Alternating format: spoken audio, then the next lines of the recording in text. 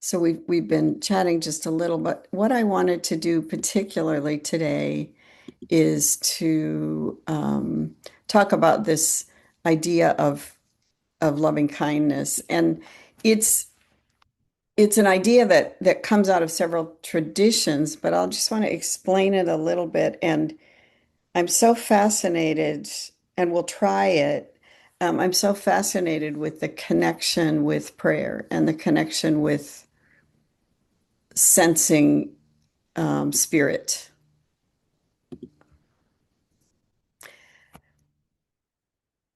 This is a Loving kindness is a term that is it's translated from some words in Pali, so it's not it's not a great translation, and I think people get start to stumble first of all on loving. What is love? And one of the things that Yvonne, that you just mentioned really makes me think about this.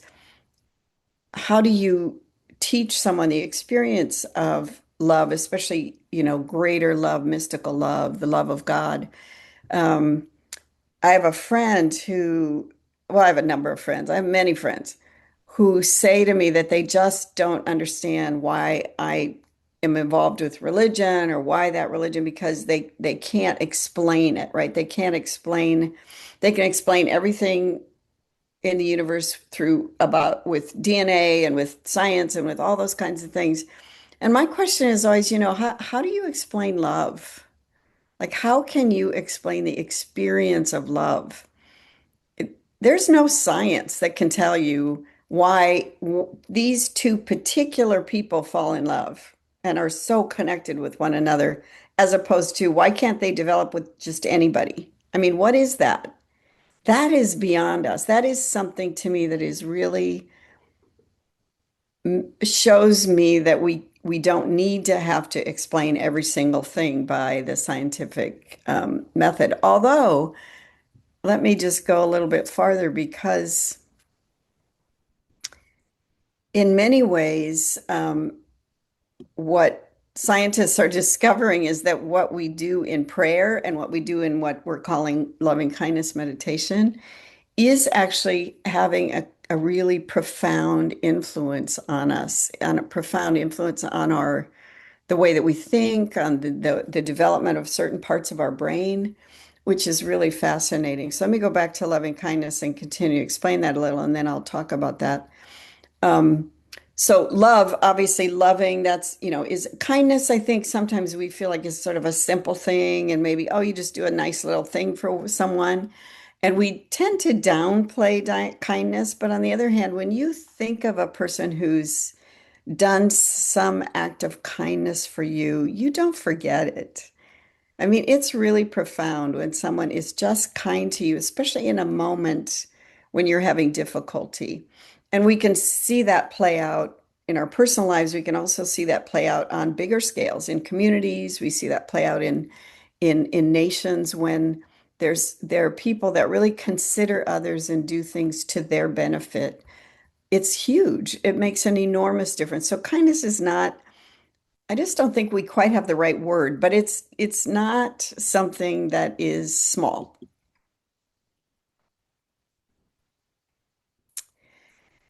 Um,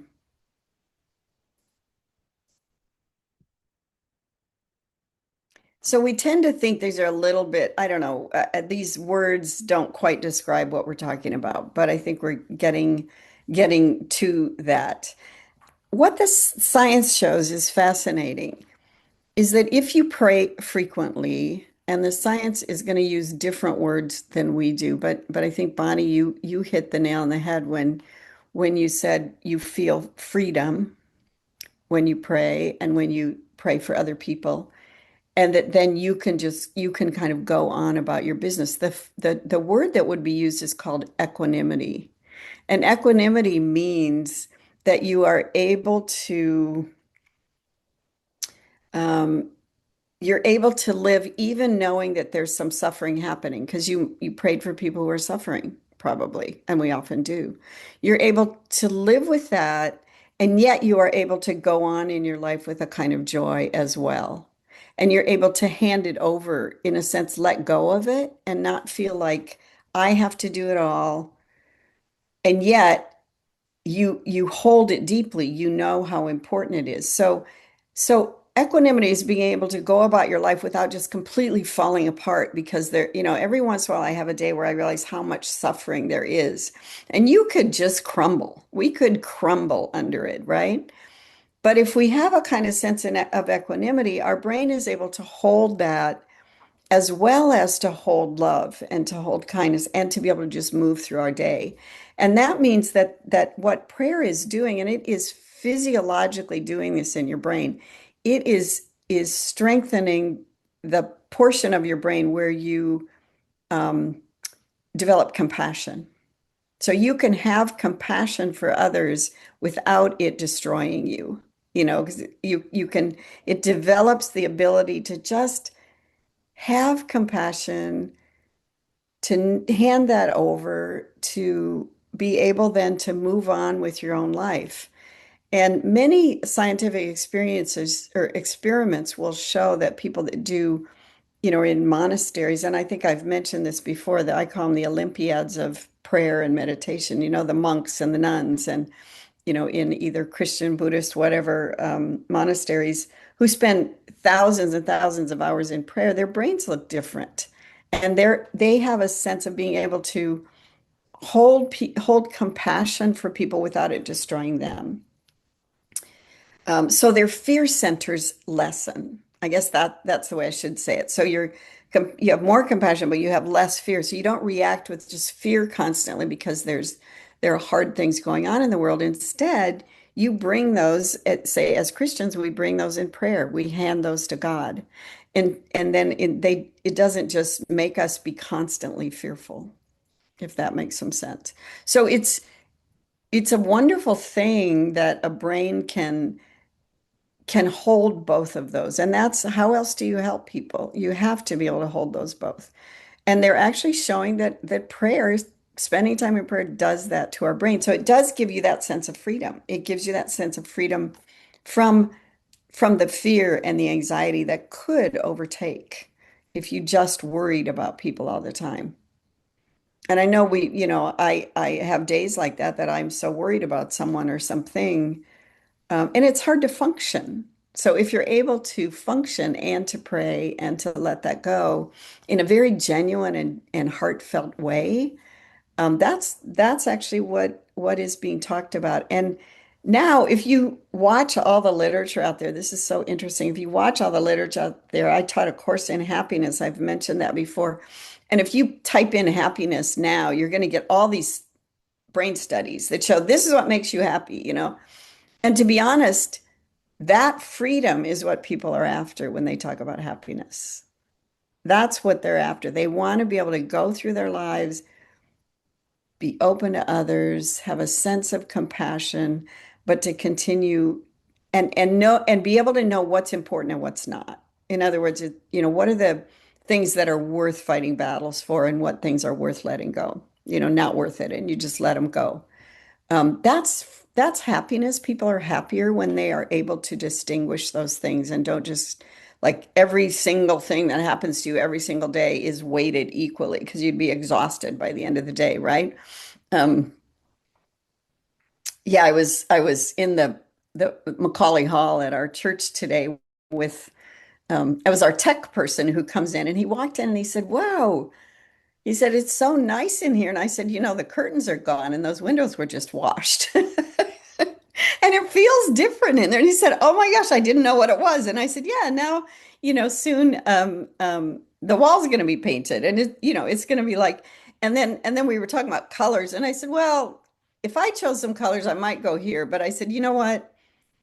Some things you just don't even, some battles aren't worth it and you don't even want to start." It's like, do I even want to mention color? I'm going to let the person color whatever he paint it, whatever he has, because we know it'll be beautiful. So you sort of choose your battles and you don't die on certain swords, right? Like, I don't like that color or something like that. Um, so I think that, and it does make people happier if they're able to learn to do that. What's fascinating is that without understanding anything about brain science, this is what people who pray have been doing all along. They've been developing the ability to be compassionate and to be able to go out and live your life and do your day and to really be there for others. Without knowing any of that, that's what's been happening all along. And that's what meditation does too. There's all these different forms of meditation, but it actually, what it's doing is helping you to kind of gain perspective in that way. You're sort of gaining perspective, and it begins to spill over then into your life in other ways. It's fascinating to me. We were so far ahead, and they always thought people will think religion's so far behind. Are you kidding me? It's so far ahead of the science. That's what I love. I love it when science goes, "Oh yeah, you guys knew it all along." So loving kindness meditation is simply a type of prayer to me. It's a meditation where you begin by envisioning.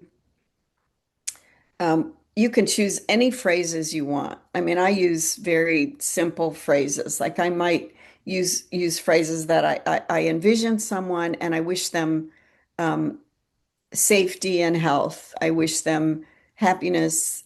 I wish them peace. I wish that they could live with ease. Whatever, you can choose anything you want, as like we do when we're doing a prayer or something like that. And then you just imagine different people and you simply kind of send that out to them. The difference, I think, and this is where I find it a little bit awkward at first, is that you begin with yourself. So you begin by wishing yourself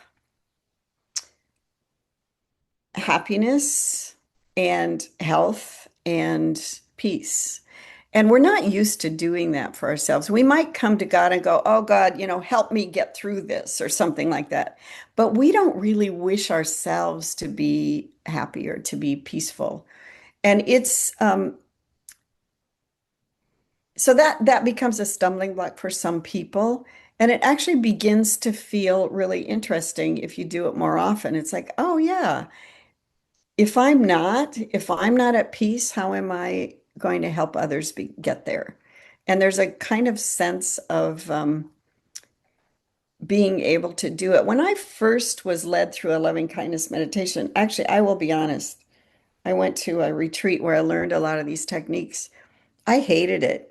They made us do it every day, and I'm like, I don't want to be forced to like be doing this stuff. I'm like being forced to think this. I'm being forced to think about me, and I'm being forced to be, you know, um, um, it almost felt like I was being forced to be happy. And it took me a long time, which I think is, um, who knows? It just is what it is.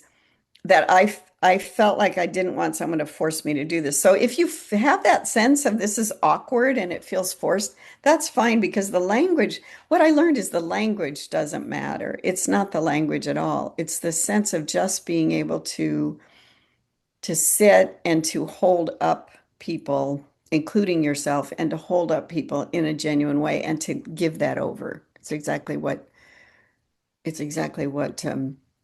what what Bonnie had said, and also Roxanne. It's then you can just feel more relaxed in a sense. So it felt stilted to me, but we'll just see. Sometimes if you sit really quietly, we'll see how you experience this. It's a kind of, I think what you can almost think of it as a kind of stretch. But I think for most of us, it's not a stretch we um, because we engage in praying for others a lot. So it may not be a stretch, but it may just be a different form. And for me to do it as a silent, really, it's very deliberate. It's very deliberate. Like I'm really going to not just jump around, but I'm really going to move from myself. And I'll just tell you what we do. We move from myself, we'll move to someone who we love deeply, maybe don't have a troubled relationship, but really a love relationship, to someone that we have a lot of trouble with. And that one is, to me, that one is very interesting to pray for someone that you don't really care for, to neutral people and to wider communities, and then eventually to everyone. Just how it's a spiritual discipline to move through that rather than just pick and choose who I'm going to pray for this time, I guess is how I would put it. And you may find it very relaxing, or you may find it a little bit stilted. We'll see. But I'm going to invite you to try. We will start it. And what we'll do is we'll start with just a little bit of breathing practice to just center ourselves as we've done before. And then we'll move into it.